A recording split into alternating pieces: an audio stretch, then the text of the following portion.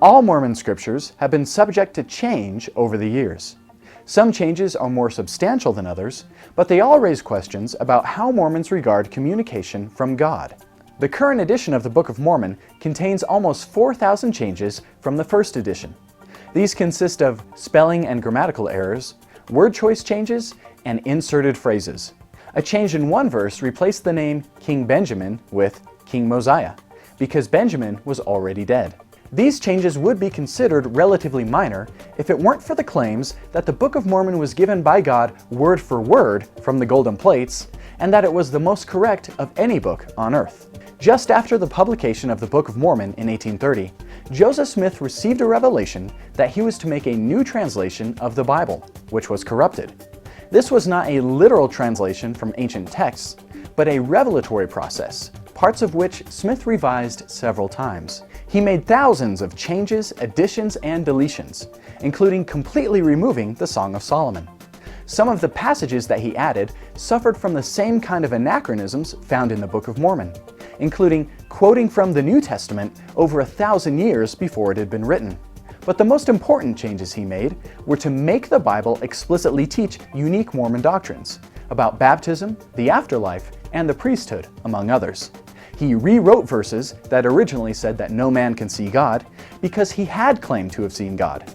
He even inserted a prophecy about himself into the book of Genesis. And yet, with the exception of 2 excerpts, the Book of Moses and Matthew, published in the Pearl of Great Price, the Joseph Smith translation is not official church canon.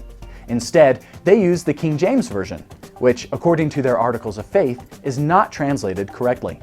And although the church has prophets, seers, and revelators, they have yet to correct the Bible. An important change in the Pearl of Great Price is found in the Articles of Faith. Article number 4 used to state that the ordinances of salvation were faith, repentance, baptism, and the laying on of hands.